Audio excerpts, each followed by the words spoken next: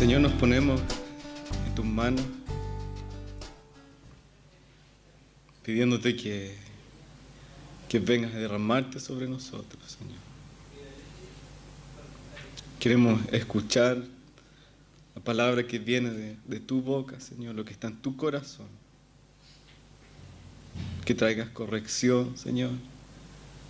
Que traigas quebrantamiento, libertad, limpieza, Señor, santidad en nosotros. Señor, yo me entrego a ti. Pido que tu Espíritu Santo hable a través de mío, Señor. Renuncio a mi carne, a las cosas divertidas o entretenidas que yo puedo decir, Señor. Porque este día hemos venido a buscar tu palabra, Señor. Alimento espiritual que viene de ti. Así que te pido que tú nos hables, Señor, y disponemos nuestros corazones a ser quebrantados, Señor, a ser corregidos, a enamorarnos más de ti, Señor. En el nombre de Jesús. Amén. Ya, les voy a pedir que abramos nuestras Biblias en 1 de Pedro 5.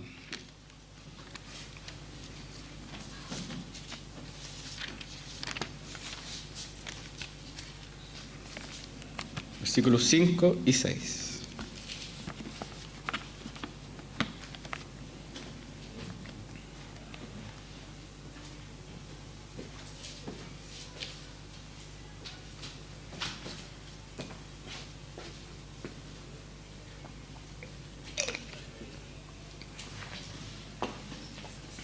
Ya.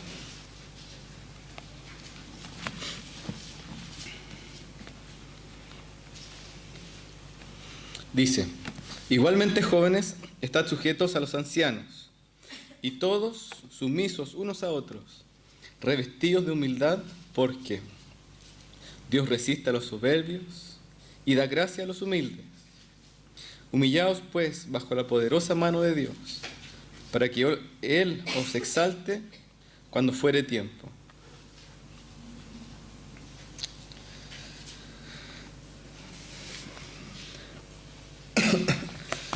Yo estaba estudiando en la semana, más que estudiando, estaba teniendo un tiempo con el Señor esta semana. Y este versículo me pegó súper fuerte. Especialmente el versículo que cita Pedro, que viene de Proverbios, que lo podemos encontrar en Proverbios 3:34. Y dice: Dios resiste a los soberbios y da gracia a los humildes. Y este es un versículo que muchas veces lo hemos escuchado. Sabemos que los soberbios no se pueden acercar a Dios.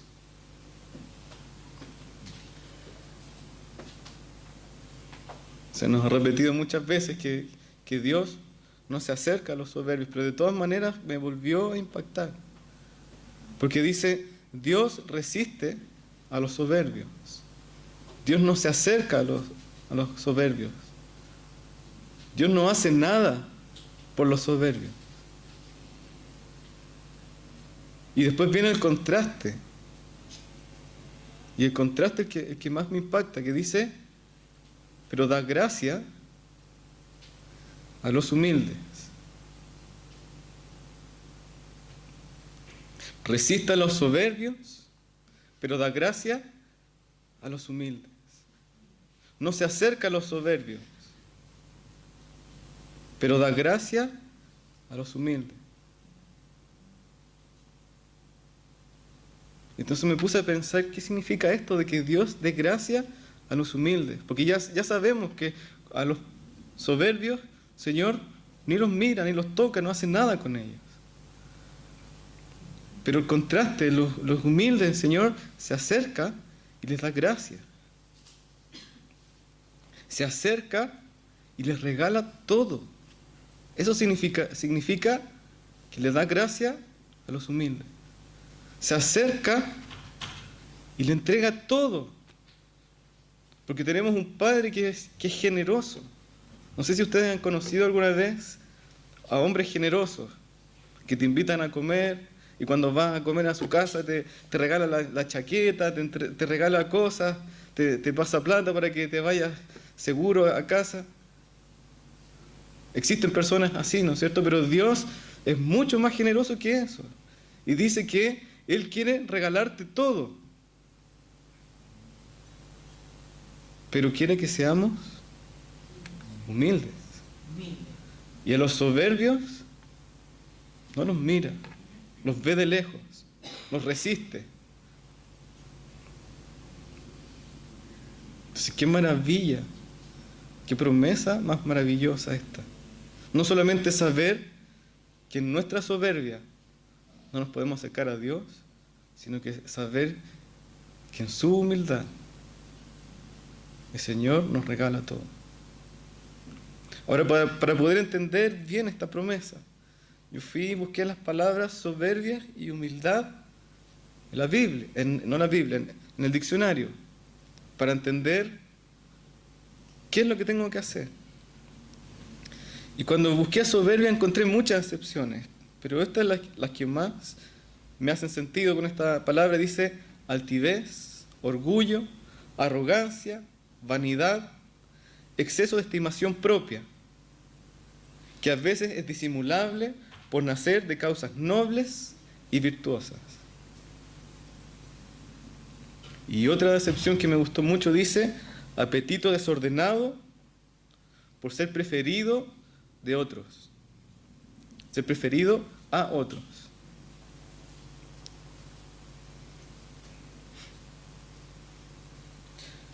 Por contraste, la humildad es una virtud que consiste en el conocimiento de las propias limitaciones, debilidades y en obrar de acuerdo con este conocimiento. Es saber hasta dónde soy capaz, de qué soy capaz de hacer y obro conforme a esa convicción, a ese conocimiento de quién soy. Y cuando nos paramos delante de Dios y vemos al Dios que hizo el cielo, la tierra, el universo entero, el Dios que envió a su Hijo a la tierra y fue santo y sin pecado, al Dios que nunca ha tenido malos pensamientos en su corazón, cuya santidad es perfecta, hermosa, y nos consideramos a nosotros mismos, nos damos cuenta que no somos nada delante de Él. Por tanto, Dios necesita que nosotros nos demos cuenta que no somos nada delante de Él. Y el Señor me fue dando algunos ejemplos bíblicos de esto. Y para eso quiero que vayamos a revisar Lucas 18, versículos 9 al 14.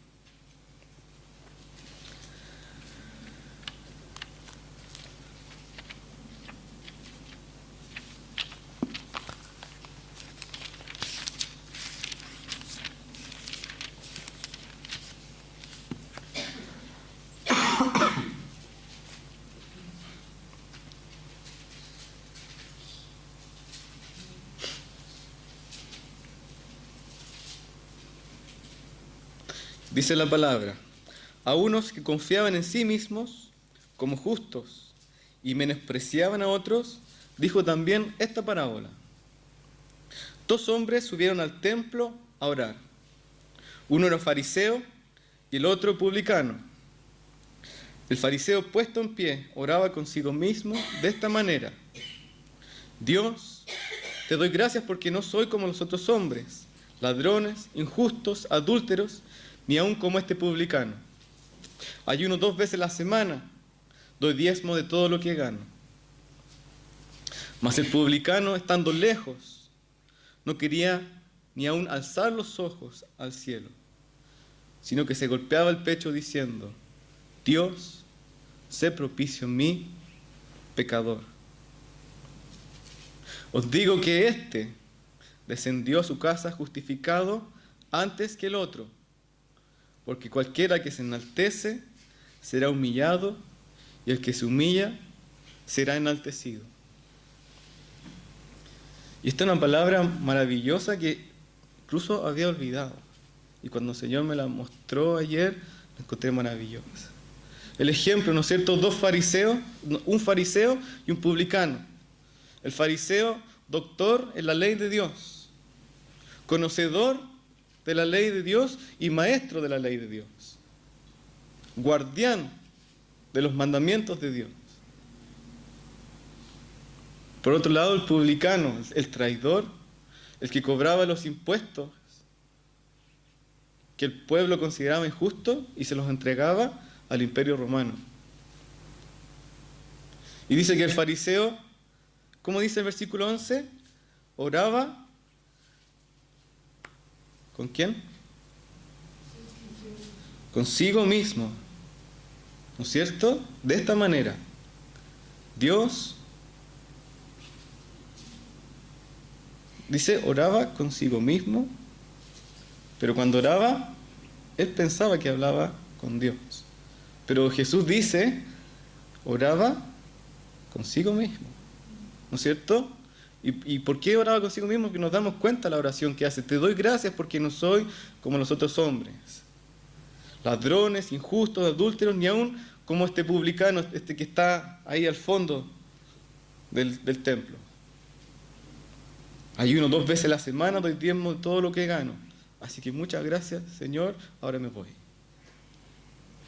Ya he tenido suficiente de tiempo contigo, así que me voy. Pero se fijan que en el fondo la oración del publicano no es una comunicación con Dios, sino que se está adulando a sí mismo.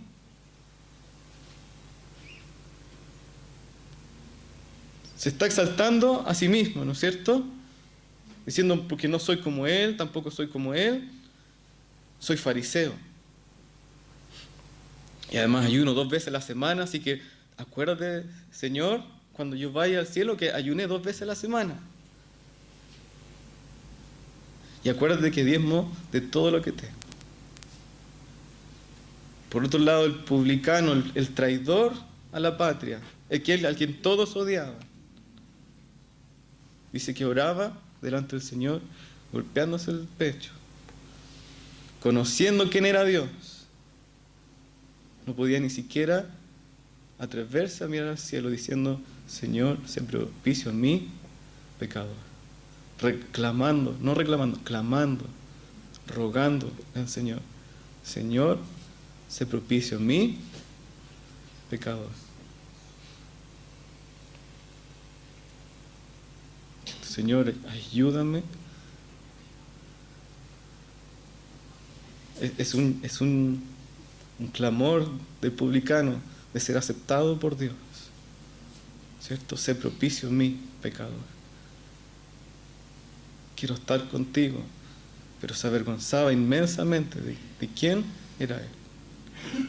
Y mientras leía y meditaba en esta palabra, el Señor me hizo recordar de Mateo. No mi hijo Mateo, sino que el discípulo de Jesús. Por eso me gustaría que vayamos a Mateo 9.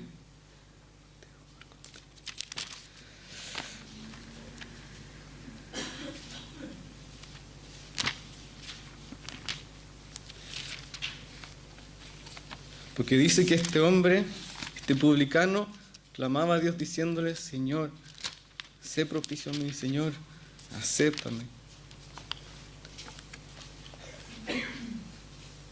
Y Jesús dijo, de cierto les digo, que el publicano regresó a su casa siendo salvo. Y el fariseo, no. Entonces cuando leemos Mateo 9, fíjense lo que dice, pasando Jesús de allí, vio a un hombre llamado Mateo, que estaba sentado al banco de los tributos públicos, y le dijo, sígueme. Y se levantó y le siguió. Esto no sale en ninguna parte en la Biblia, pero yo me atrevo a decir que cuando Jesús habló del publicano que decía, Señor, sé propicio a mí, estaba hablando de Mateo. Y Jesús vio a Mateo. que clamaba y decía, Señor, ¿cómo me puedo acercar a ti? Por eso que cuando Jesús llega, donde Mateo le dice, Mateo, sígueme. La historia ya había empezado. Y dice que Mateo solo le bastó esa palabra, sígueme, y se paró y lo siguió. Porque él había estado orando, Señor, acéptame. Quiero ser aceptado por ti. Con vergüenza por quién era. Y Jesús se acerca y le dice, Mateo, sígueme. ¿No es cierto? Aquí dice que era el que estaba cobrando los tributos públicos. Él era el publicano. Y Mateo se da cuenta que ahí está la respuesta de su oración. Y se levanta y lo sigue. Y deja todo. Es transformado para siempre. Su corazón es transformado para siempre. Porque no se trata de que todas nuestras vidas vamos a pedirle, Señor, perdona mi pecado, Señor, perdona mi pecado. Pero nuestro comienzo con Jesús es de avergonzarnos delante de Él y decir, Señor, acéptame, porque no soy digno de estar contigo. Y cuando Jesús va y le dice a Mateo, Mateo, si puedes estar conmigo, yo me imagino la emoción que tiene que haber sentido él. Tanta emoción que dejó su puesto, ¿no es cierto? Estaba sentado en el banco cobrando los tributos y se paró y se fue. Y me imagino los otros publicanos que estaban sentados con él diciendo, ¿a dónde va este loco? Es que vino el otro loco que se llama Jesús y le dijo, sígueme, y se paró y se fue. Y al día siguiente volvieron los publicanos y ¿dónde está Mateo? No sé, lo último que supimos es que ese loco Jesús habló con Mateo y se volvió loco y se fue con él.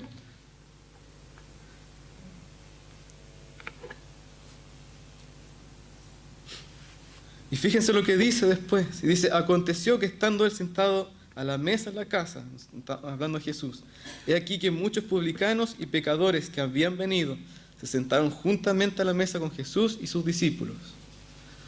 Cuando vieron esto, los fariseos dijeron a los discípulos, ¿por qué come vuestro maestro con publicanos y pecadores? Al oír esto, Jesús les dijo, los sanos no tienen necesidad de médico, sino los enfermos. Id pues y aprended lo que significa misericordia quiero y no sacrificio. Porque no he venido a llamar a justos, sino a pecadores al arrepentimiento. Si esto le preguntan los fariseos, los guardianes de los mandamientos de Dios, los que tenían que enseñarle la palabra de Dios al pueblo, los que se suponen que tenían que tener misericordia del pueblo para enseñar la palabra, dice Jesús, tu maestro Jesús, ¿no es cierto? Hablan con los discípulos, ¿por qué se junta con publicanos? ¿Por qué se junta con pecadores? Y Jesús les responde y les dice, a ver si aprenden esta palabra que dice, misericordia quiero y no sacrificio. ¿Cierto? Porque los fariseos pensaban que se sacrificaban mucho por Dios, porque diezmaban todo lo que tenían y ayunaban 2 veces a la semana. Pero no tenían misericordia por el pueblo.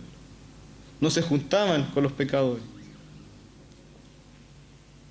Y Jesús les dice, no he venido a llamar a justos, sino a pecadores al arrepentimiento.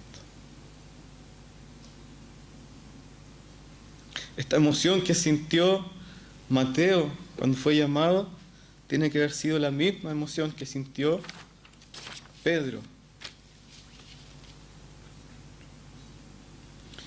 Mateo se tiene que haber estremecido, porque nosotros lo leemos tan rápido, ¿cierto? Es un solo versículo, pasó Jesús, le dijo sígueme y Mateo se paró y lo siguió.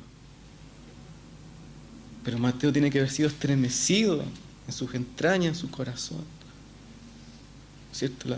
Su oración fue escuchada.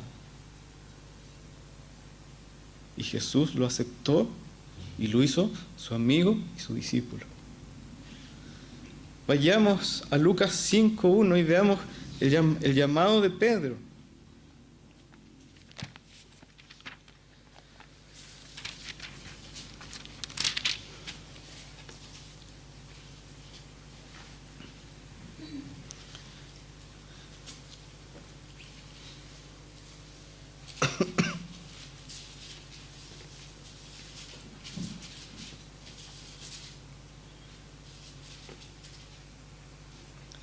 Dice, aconteció que estando Jesús junto al lago de Genesaret, el gentío se agolpaba sobre él para oír la palabra de Dios.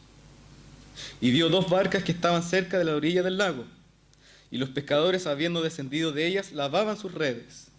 Y entrando en una de aquellas barcas, la cual era de Simón, le rogó que la apartase de tierra un poco, y sentándose, enseñaba desde la barca a la multitud.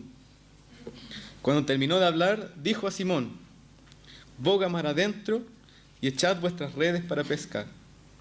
Respondiendo Simón le dijo, Maestro, toda la noche hemos estado trabajando y nada hemos pescado, mas en tu palabra echaré la red. Y habiéndolo hecho, encerraron gran cantidad de peces, y su red se rompía. Entonces hicieron señas a los compañeros que estaban en la otra barca para que viniesen a ayudarles. Y vinieron y llenaron ambas barcas de tal manera que se hundían. Viendo esto, Simón Pedro cayó de rodillas ante Jesús, diciendo, apártate de mí, Señor, porque soy hombre pecador.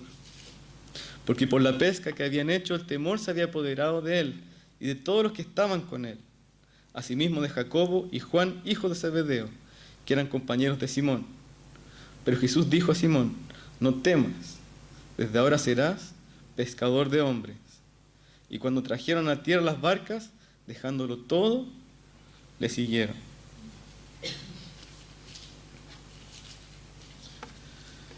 Si ponemos un poco en contexto esta historia, Pedro era discípulo de Juan el Bautista. Y Juan el Bautista ya había hecho su trabajo con Pedro y le había dicho, viene el Mesías, el Hijo de Dios. Y Pedro estaba esperando al Mesías y al Hijo de Dios. Cuando aparece Jesús en la cena, y Pedro ya conocía, antes de esto ya conocía a Jesús. De hecho, Jesús había sanado a su suegra. Dicen que Pedro dudó de la bondad de Jesús cuando sanó a su suegra. No, es una broma.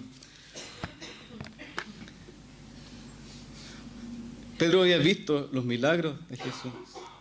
Había escuchado de Juan que venía el Hijo de Dios, el Mesías, el que fue anunciado en el Antiguo Testamento. Ya se había arrepentido supuestamente de los pecados, ¿cierto? Porque el mensaje de Juan era arrepiéntense, porque el reino se ha acercado, ¿no es cierto? Y había visto cómo Jesús sanó a su suegra, porque dice que ellos le rogaron, Pedro le rogó a Jesús que sanara a su suegra, y Jesús la sanó.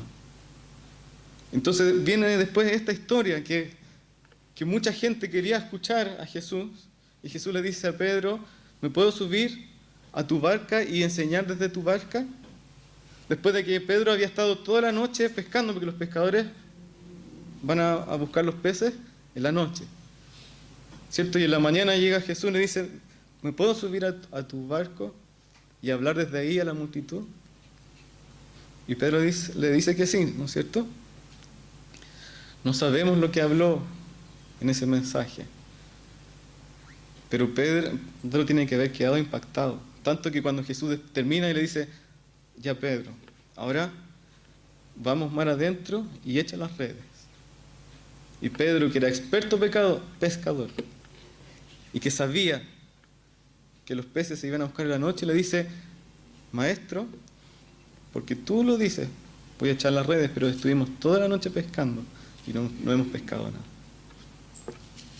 Entonces cuenta la historia que echan las redes y se llenan y sacan tantos peces que casi se hundía la barca de Pedro y la barca de Juan y Jacobo, ¿no es cierto? Los amigos que llamaron para que los vinieran a ayudar. Y Pedro ve todo esto y ve su barca hundiéndose llena de peces. Y dice que cae de rodillas y le confiesa a Jesús, Jesús, apártate de mí, porque soy pecador. Pedro se da cuenta que está delante de Dios, está delante del Hijo de Dios. Se da cuenta de lo que significa que Jesús sea el Hijo de Dios, porque él entendía que él que Jesús era el Mesías, ¿no es cierto?, el ungido.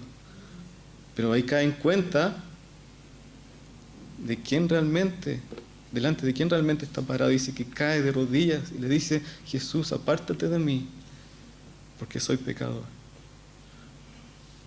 Y le dice esto no porque Pedro quisiera seguir pecando, sino porque se da cuenta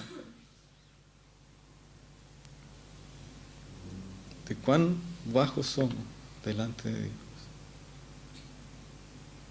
Cuando le dice apártate de mí, dice porque Jesús estaba enseñando y Pedro debe haber pensado: si Jesús camina conmigo, si me invita a ser su amigo, ¿qué va a pensar la gente de él? Voy a destruir su prestigio. Pero lo maravilloso es que Jesús le contesta a Pedro y le dice: no temas. Es como la respuesta de Jesús a Mateo. Cuando Mateo no podía levantar los ojos y decía: Señor, sé propicio a mí, y después viene Jesús y le dice: sígueme, te acepto. Aquí Jesús le dice a Pedro: no temas. Porque Jesús conocía que Pedro quería seguir a Jesús, ¿cierto? Porque era discípulo de Juan, porque estaban buscando al ungido. Pero Pedro se dio cuenta que él no podía, así como estaba, no podía ser seguidor de Cristo. Pero Jesús le dice: no temas. Desde ahora serás pescador de hombres. El temor de Dios cayó sobre Pedro, sobre su hermano que creo que se llama Andrés, sobre Juan y Jacobo. Y dice que de ahí en adelante trajeron las barcas a la tierra y dejaron todo y siguieron a Cristo.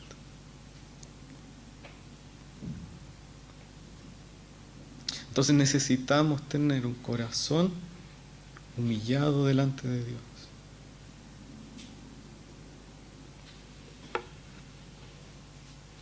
Fíjense qué ironía. Jesús dice: no he venido a llamar a justos, sino a pecadores al arrepentimiento. Y Jesús tuvo como discípulos a publicanos y a pecadores como Pedro. Pero los fariseos, los que decían ser justos, asesinaron a Jesús.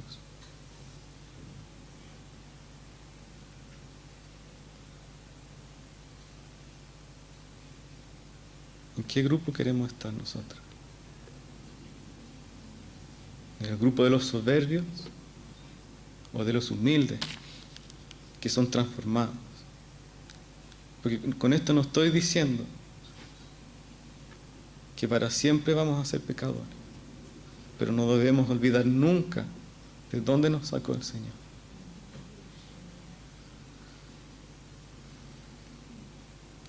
Vayamos a ver la parábola del hijo pródigo en Lucas 15, versículo 11.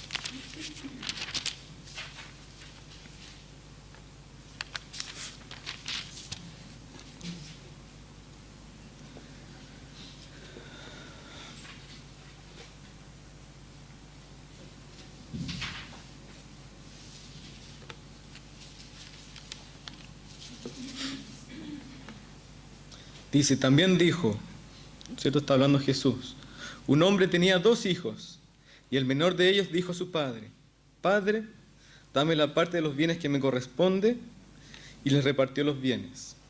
No muchos días después, juntándolo todo, el hijo menor se fue lejos a una provincia apartada, y allí desperdició sus bienes viviendo perdidamente. Y cuando todo lo hubo malgastado, vino una gran hambre en aquella provincia, y comenzó a faltarle. Y fue y se arrimó a uno de los ciudadanos de aquella tierra, el cual le envió a su hacienda para que apacentase cerdos. Y deseaba llenar su vientre de las algarrobas que comían los cerdos, pero nadie le daba. Y volviendo en sí, dijo: ¿cuántos jornaleros en casa de mi padre tienen abundancia de pan? Y yo aquí perezco de hambre. Me levantaré e iré a mi padre y le diré: Padre, he pecado contra el cielo y contra ti. Ya no soy digno de ser llamado tu hijo. hazme como a uno de tus jornaleros. Y levantándose vino a su padre, y aun cuando estaba lejos, lo vio su padre y fue movido a misericordia, y corrió y se echó sobre su cuello y le besó. Y el hijo le dijo: Padre, he pecado contra el cielo y contra ti, y ya no soy digno de ser llamado tu hijo. Pero el padre dijo a sus siervos: Sacad el mejor vestido y vestidle, y poned un anillo en su mano y calzado en sus pies. Y traed el becerro gordo y matadlo, y comamos y hagamos fiesta. Porque este mi hijo muerto era y ha revivido, se había perdido y es hallado. Y comenzaron a regocijarse. Y su hijo mayor estaba en el campo, y cuando vino, llegó cerca de la casa, oyó la música y las danzas. Y llamando a uno de los criados le preguntó: ¿qué era aquello? Y le dijo: tu hermano ha venido y tu padre ha hecho matar al becerro gordo por haberle recibido bueno y sano. Entonces se enojó y no quería entrar. Salió por tanto su padre y le rogaba que entrase. Mas él respondiendo dijo al padre: he aquí, tantos años te sirvo y no habiéndote desobedecido jamás, y nunca me has dado ni un cabrito para gozarme con mis amigos.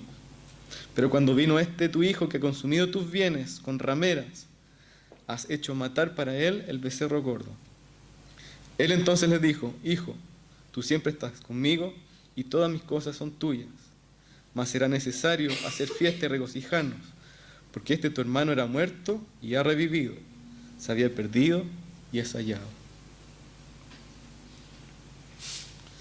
La historia la conocemos muy bien, ¿no es cierto? Este hijo reniega de su padre, le pide sus bienes, se va a una provincia apartada y malgasta todo. Y lo malgastan en fiesta, en disolución, en rameras, como dice el hermano mayor. Y después, cuando malgasta todo,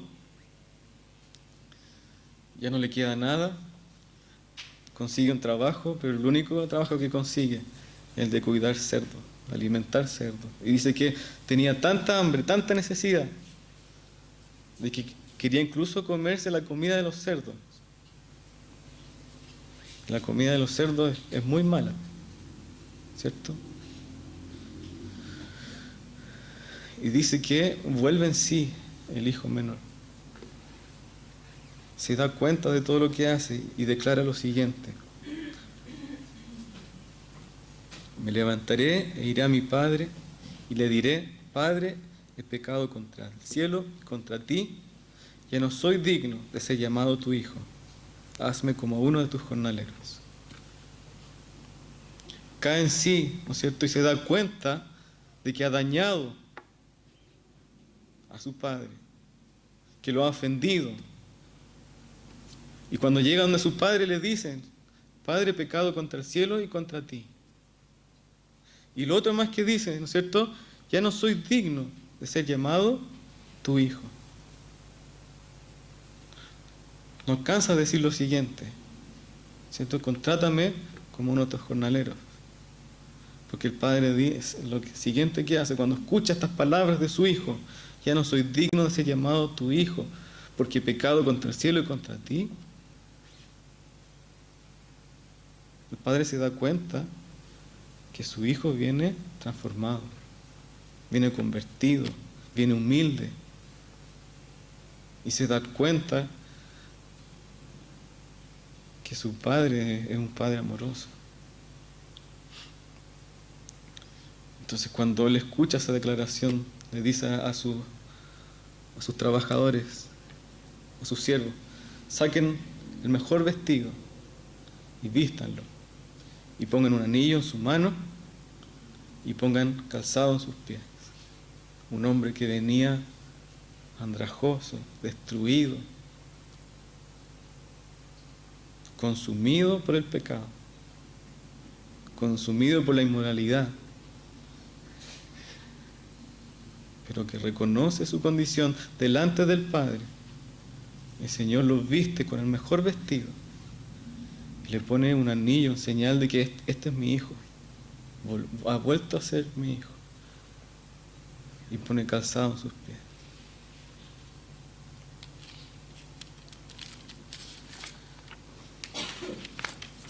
La palabra no lo dice, pero qué emoción que debe sentir un hijo cuando es reintegrado a su familia.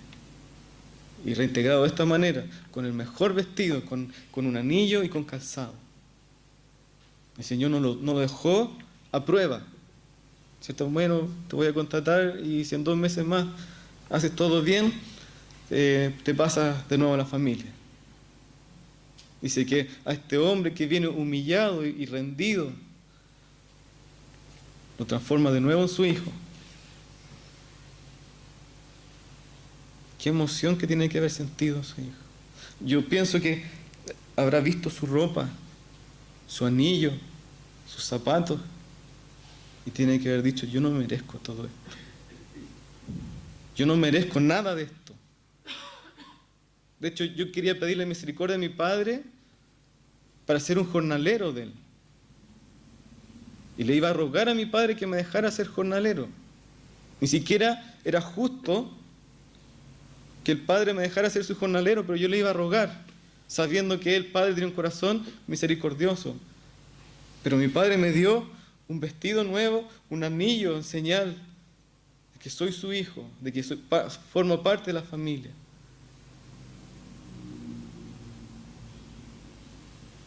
Y el segundo día, después de que vuelve el joven, el hijo menor, se levanta y vuelve a pensar, yo no merezco todo esto. Y así el tercer día, el cuarto día. Y yo te pregunto a ti, después de que ha pasado 1 año, 2 años, 3 años, ¿todavía sientes que todo lo que tienes no lo mereces? Porque puede ser que de tanto andar llevando el anillo y el vestido nos miremos y digamos, esto me pertenece, esto me corresponde, me lo merezco. Y ese era el corazón del hermano mayor, que cuando llega a su hermano menor se enoja. Y en vez de alegrarse con el padre, ¿no es cierto? O sea, si nosotros amamos a una persona y esa persona recibe una buena noticia, lo que nosotros vamos a hacer es alegrarnos con él. Pero dice que el hermano mayor se enoja, porque no se da cuenta quién es él delante del Padre. Porque de tanto tener todas las cosas de su Padre, piensa que son de él, que se las merece. En realidad, son del Padre. Y el Padre nos las ha regalado a nosotros. Así quiero preguntarte, ¿sigues teniendo ese corazón humilde? ¿Sigues mirando tu anillo, tu vestido nuevo y pensando, yo no me merezco nada de esto? ¿O eres como el hermano mayor que le exige al padre, yo quiero un cabrito para celebrar con mis amigos? Cuando en realidad el Padre nos ha entregado todo.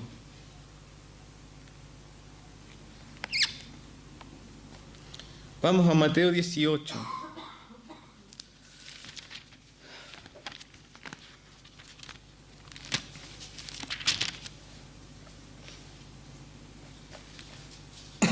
Versículo 23.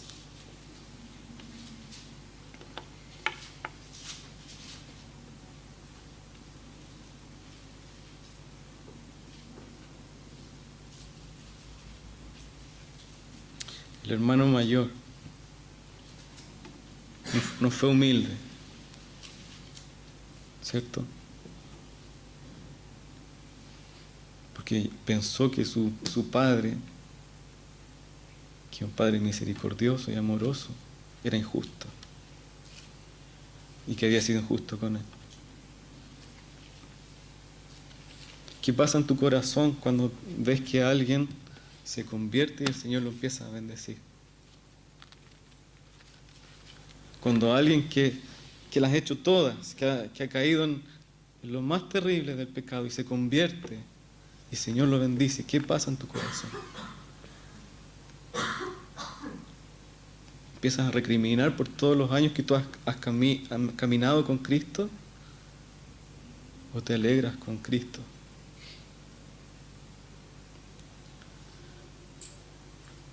Mateo 18, versículo 23 dice: por lo cual el reino de los cielos es semejante a un rey que quiso hacer cuentas con sus siervos. Y comenzando a hacer cuentas, le fue presentado uno que le debía 10.000 talentos.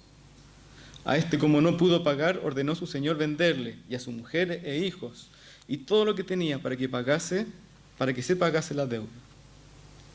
Entonces aquel siervo postrado le suplicaba diciendo: Señor, ten paciencia conmigo, y yo te lo pagaré todo. El señor de aquel siervo, movido a misericordia, le soltó y le perdonó la deuda. Pero saliendo aquel siervo, halló uno de sus consiervos que le debía 100 denarios, y haciendo de él lo ahogaba diciendo: págame lo que debes. Entonces su consiervo, postrándose a sus pies, le rogaba diciendo: ten paciencia conmigo y yo te lo pagaré todo. Mas él no quiso, sino fue y le echó a la cárcel hasta que pagase la deuda. Viendo sus consiervos lo que pasaba, se entristecieron mucho, y fueron y refirieron a su señor todo lo que había pasado. Entonces, llamándole su señor, le dijo: siervo malvado, toda aquella deuda te perdoné porque me rogaste. ¿No debías tú también tener misericordia de tu consiervo, como yo tuve misericordia de ti? Entonces su señor, enojado, le entregó a los verdugos hasta que pagase todo lo que le debía. Así también mi Padre Celestial hará con vosotros si no perdonáis de todo corazón cada uno a su hermano sus ofensas. Tenemos un rey que dice: bueno, llegó el día de hacer cuentas, y llama a un hombre que le debía 10.000 talentos. Un talento son 6.000 denarios, y un denario es el salario por un día de trabajo de un obrero. Para ponerlo en contexto, ¿cierto? Si un denario podría ser algo así como 10.000 pesos, un talento son 10.000 talentos, que era la deuda de este hombre, son 600.000 millones de pesos, o 1.000 millones de dólares para los que no entienden la conversión, para los que ven en el video. Pero lo que podemos, a lo mejor es el doble o la mitad de eso, pero lo que todos podemos darnos cuenta es que esta es una deuda impagable. Ninguno de nosotros en toda nuestra vida va a poder ganar 1.000 millones de dólares. Y dice que este hombre tenía esta deuda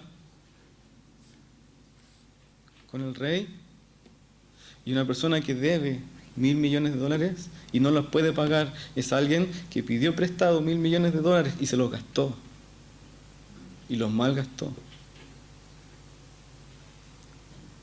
sea, no solamente tenemos a alguien con una deuda, sino que alguien que malgastó esa deuda sabiendo que se la iban a cobrar. Y dice que viene el rey y le dice: págame lo que debes. Y el hombre le dice: no tengo cómo pagarte. Y le dicen: bueno, entonces tú vas a ser vendido como esclavo, tu mujer y tus hijos,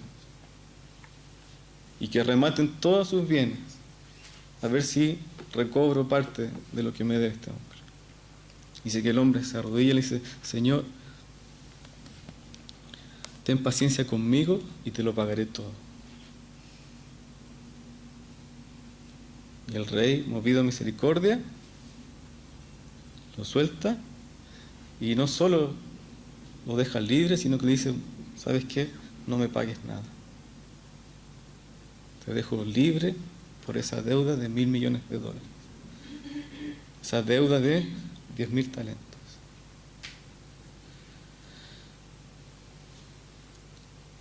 Y después dice la historia que este hombre sale libre caminando y ve a su consiervo, a su compadre, que le debía 100 denarios. Le dice: oye, contigo que quería hablar. ¿Cuándo me van a pagar los 100 denarios? 100 denarios es como 1.000.000 de pesos, como 1.700 dólares. Números más, números menos, pero la deuda que tenía este hombre con el rey era 600.000 veces más que la deuda que tenía su consiervo con él. O sea, la deuda que tenía este consiervo se multiplicaba por 600.000 veces y esa era la deuda que tenía que pagarle al rey. Y el rey se la perdonó a él, pero este hombre no fue capaz de perdonar la deuda de su consiervo. ¿Qué tiene que ver eso con nosotros? El Señor considera que tu ofensa hacia Él es como 600.000 veces más que la ofensa de cualquiera que haya cometido contra ti. Que tu pecado, tu corazón, lo que tú has hecho contra Dios, no tiene comparación con ningún pecado que hayan cometido en contra tuya. Por tanto, si tú no eres capaz de perdonar el pecado de alguien que ha cometido en contra, no eres capaz de perdonar a tu esposa, a tus hijos, a tus padres, a tus hermanos, quiere decir que no has entendido nada.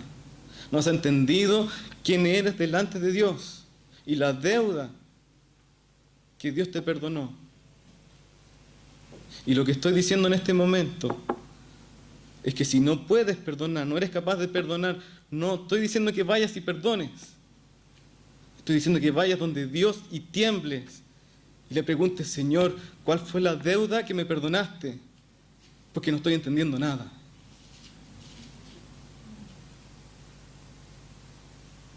Si no soy capaz de perdonar, quiere decir que no entiendo nada de tu misericordia y tu amor conmigo.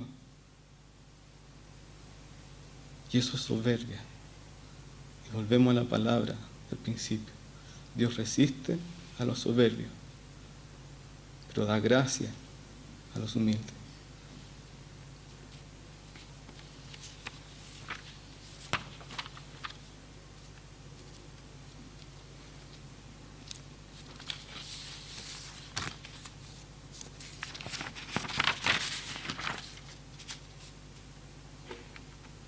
Entonces, volviendo a Primera de Pedro, y fíjense, antes de volver a Primera de Pedro, este hombre que no fue capaz de perdonar, no fue perdonado. Si tú no eres capaz de perdonar, es porque no entiendes cuál es la deuda que tienes con Dios. Y si no la entiendes, no puedes ser perdonado, porque Dios resiste a los soberbios. Si no te das cuenta que has dañado inmensamente el corazón de Dios, que lo has ofendido, y que cualquier ofensa que cualquier persona puede haber cometido contra ti, por inmenso que sea el pecado, no se compara con la deuda que tú tienes con Dios. Entonces ahora volviendo a Primera de Pedro.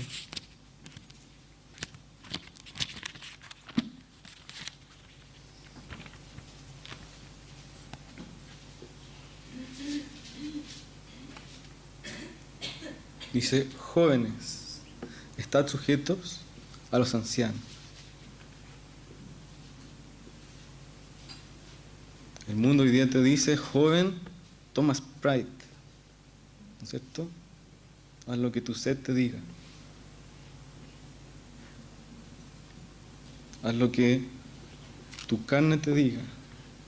Lo que tus deseos inmorales te digan, eso tienes que hacer. Pero la palabra de Dios dice, joven, sujétate, sé humilde delante de los ancianos. Se está hablando en el contexto del anciano de la iglesia, una persona que conoce la palabra de Dios, que la vive, que la enseña. Y a los jóvenes los llama a sujetarse a estos ancianos. Todos sumisos, unos a otros, revestidos de humildad. Qué contrario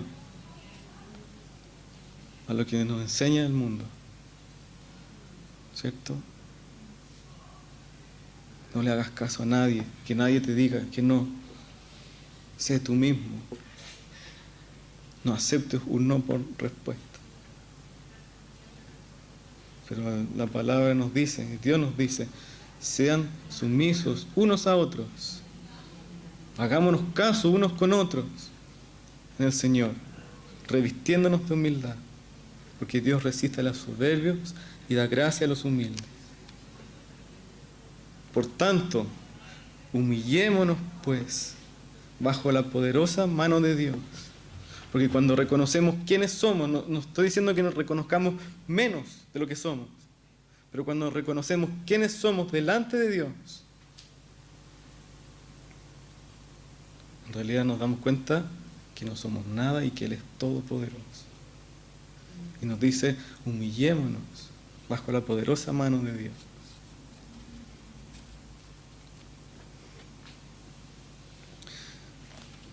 Les quiero leer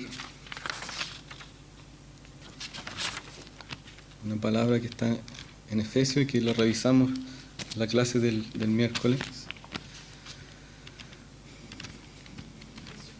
Efesios 4, 17 al 24.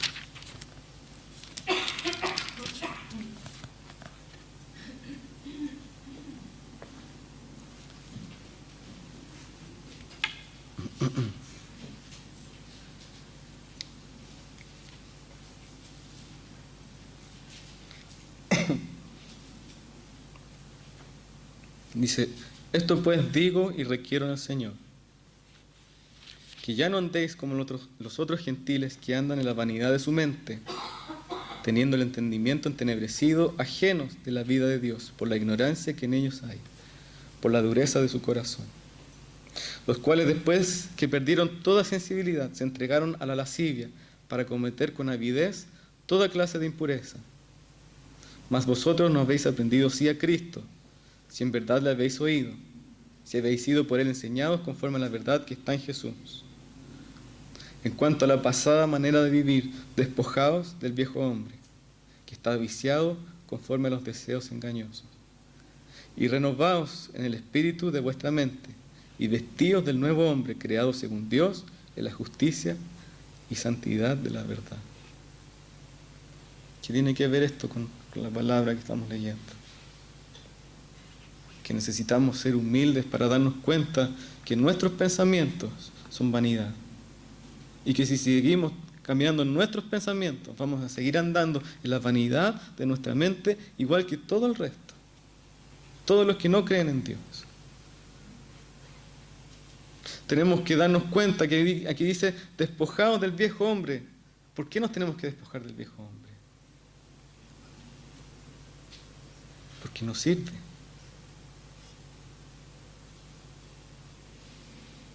Lo que tú eras cuando te acercaste a Dios no sirve.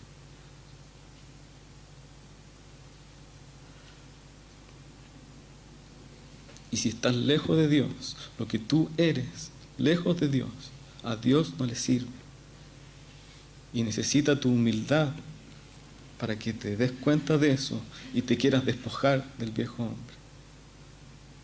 Tu mente no sirve, porque dice, renovaos en el espíritu de vuestra mente. Tus pensamientos, tus buenas intenciones son inmundicia al lado de los pensamientos de Dios. Se necesita humildad para reconocer que así como el cielo es más alto que la tierra, los pensamientos de Dios son más altos que los nuestros, que sus planes son más altos que los nuestros, que son mejores que los nuestros. Si yo hubiera seguido los planes que yo tenía para mi vida, hoy día no estaría acá. Probablemente estaría en otra parte del mundo siendo inmensamente infeliz. Y yo reconozco que mis planes eran vanidad. Quería estudiar, quería viajar, quería aprender idiomas, pero no habría sido capaz de seguir a Cristo. No habría sido capaz de tener un matrimonio en Cristo, de tener hijos en Cristo. Y Dios me mostró su camino. Y en cierta manera me hizo seguir su camino. Y yo reconozco, y lo reconozco siempre, que los caminos de Dios son mucho más maravillosos que los míos. Los míos eran entretenidos a la mente humana. Si yo voy afuera y le explico a alguien que no conoce a Cristo cuál era mis sueños humanos y qué es lo que estoy viviendo hoy día, esa persona se frustra. Pero digo, ¿sabes qué? El gozo y la vida que he encontrado en el camino de Dios no la habría encontrado en ninguna otra parte.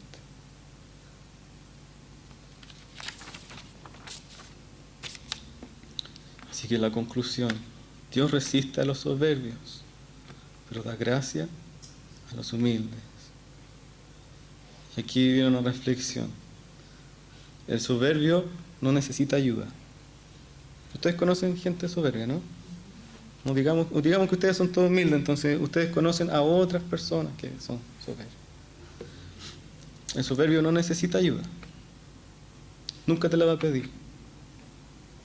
Incluso cuando el soberbio recibe ayuda, no da gracias. Niega que ha recibido esa ayuda y toma el crédito por la ayuda que ha recibido. ¿Ustedes han visto eso? ¿Cierto? Cuando el soberbio recibe ayuda, no agradece y además no se da cuenta que lo ayudaron y él recibe todo el crédito por eso. El soberbio no reconoce su error y no pide perdón. Y tampoco perdona.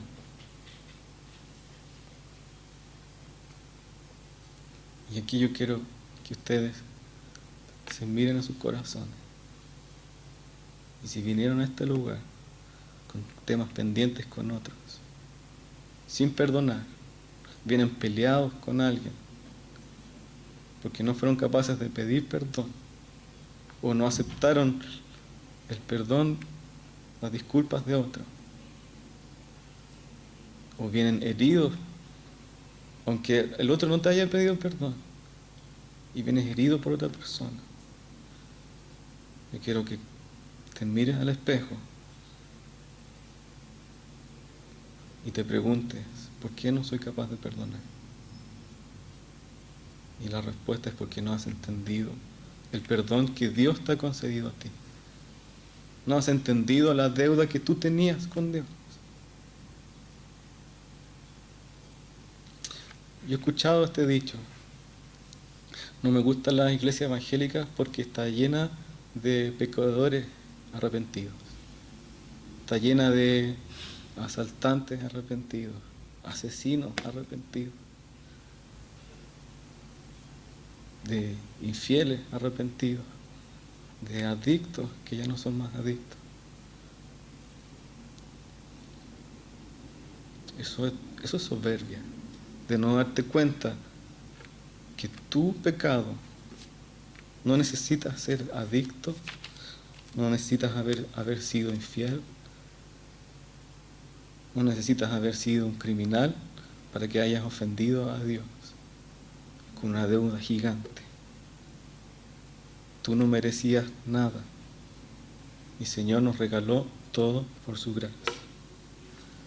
El humilde pide ayuda a Dios. El humilde pide perdón a Dios. Y el humilde es el que recibe la gracia de Dios. Recibe todo el regalo de Dios. Porque la gracia de Dios nos salva, nos perdona, nos sana, nos santifica. La gracia de Dios nos hace caminar en santidad. Si no estás caminando en santidad es porque quizás no has entendido el tamaño de tu ofensa a Dios. La gracia de Dios nos ha dado su Espíritu Santo para que podamos cumplir su palabra y sus mandamientos. La gracia de Dios nos da entrada a su presencia. Y este es un punto donde me quiero detener. Porque si oramos a Dios con soberbia, como lo hacía el fariseo, aunque estemos horas orando, no vamos a entrar en su presencia, porque no podemos recibir esa gracia, porque entrar en su presencia es la gracia de Dios manifestada con nosotros, a través de su Hijo Jesús. Si entras a orar sin perdonar, sin pedir perdón, no puedes entrar a la presencia de Dios, porque el Señor resiste al soberbio, pero le da gracia al humilde, al que lo busca con humildad. El humilde acepta corrección. Si vas delante de Dios a orar como el fariseo y decir, Señor, gracias por todo lo que soy, todo lo que has hecho conmigo y ahora soy tan bueno y tan santo, y nunca vas a recibir su corrección, el Señor te resiste. ¿Y sabes lo más triste? Que puedes estar invirtiendo horas en tu tiempo a sola con Dios, entrando en soberbia, y no estás orando a Dios, sino como el fariseo, orando contigo mismo. Y eso se llama meditación.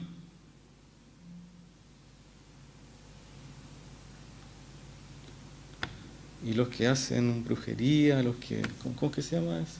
Los genéricos, los esotéricos, meditan y invierten horas de su vida meditando. Y eso no los hace cristianos. Eso no los hace hijos de Dios. Sino que el entrar a su presencia con humildad, a recibir la gracia de su presencia, nos hace hijos de Dios. Así que si estás entrando a la presencia de Dios y no recibes su presencia, no la puedes sentir, revisa tu corazón. Estoy entrando con soberbia, no quiero ser corregido por el Señor, no quiero perdonar, no quiero pedir perdón. Y el humilde reconoce a Dios en todos sus caminos y le da gloria a Dios. Le da la gloria al que lo ayuda. Le da la gloria al que lo fortalece, al que lo sana, al que lo santifica, al que lo hace caminar en rectitud. Y esto es algo que a mí me pega muy fuerte. Porque tenemos que aprender a cambiar nuestra manera de hablar. Porque cuando a mí me pasa, por ejemplo, que las personas me dicen, "Oh, qué lindo tu matrimonio", o "qué bien que se portan sus niños". Digo, bueno, sí, es que he invertido mucho tiempo en la palabra de Dios y hemos tratado de seguir sus principios. Y la verdad es que esa no es la respuesta. La respuesta es que Dios me ha bendecido con una esposa llena de su presencia. Dios me ha bendecido llenando mi casa con su presencia. Cuando yo traté de seguir la palabra de Dios en mis fuerzas y tener un buen matrimonio, fracasé. Cuando traté de criar a mis hijos la palabra de Dios en mis fuerzas, fracasé. Y me di cuenta que necesitaba a Dios mucho más de lo que pensé. Por tanto, cuando alguien me dice, "qué bien que se portan tus niños, qué maravilloso que son tus hijos", sí, Dios me ayuda. Dios obra en su corazón, porque yo puedo obrar en su conducta. Yo puedo enseñarle cuál es la conducta que tiene que llevar delante de Dios, pero el que hace en su corazón es Dios. Y esa es mi oración todos los días. Señor, obra en el corazón de ellos, porque yo no llego hasta ahí. Yo no puedo llegar hasta ahí, solamente Dios lo puede hacer. Tenemos que aprender a cambiar nuestra forma de hablar y a darle la gloria a Dios en todo. Si tú quieres que el Señor se manifieste en tu matrimonio, dale la gloria a Dios a Él. Invítalo a reinar en tu matrimonio. Si quieres que el Señor se manifieste en la crianza de tus hijos, invierte tiempo pidiéndole ayuda al Señor y dale la gloria a Él cuando Él responda. No estoy diciendo que no hagamos disciplina, porque es un mandato de Dios para los padres, disciplinar a sus hijos. Pero si tú disciplinas a tu hijo, pero no oras por él, no pides la ayuda sobrenatural de Dios, no vas a lograr nunca que tu hijo ame a Dios. Y nuestra meta no es que nuestros hijos sean profesionales, sean excelentes, sino que amen a Dios y que nos veamos en el cielo después de esta vida, ¿cierto? Adorando a Dios, que sean salvos.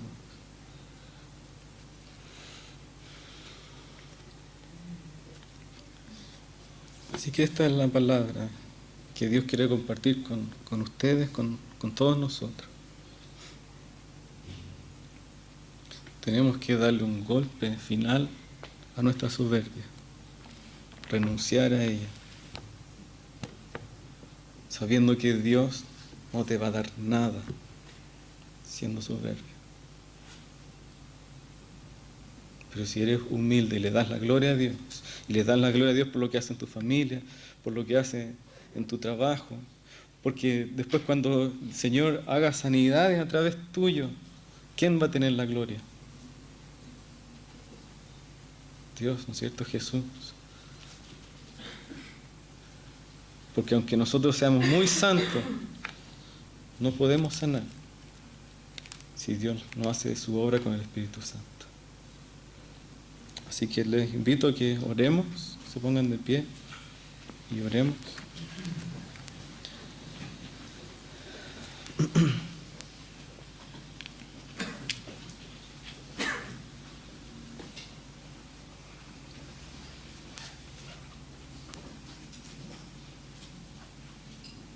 Que le pidan al Espíritu Santo que escudriñe sus corazones.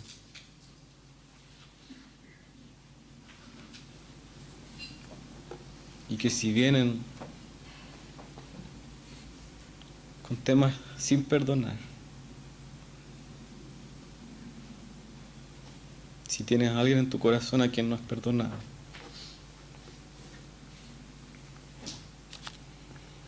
si estás perseverando en oración, pero el Señor no se manifiesta en ti, que el Espíritu Santo escudriñe tu corazón y te muestre la soberbia que hay en tu corazón. Porque el Señor es galardonador de los que lo buscan. Porque el Señor le regala todo a los humildes. Por tanto, si tú no estás teniendo comunión con el Señor, no es el problema del Señor contigo, sino que es tu problema con Él.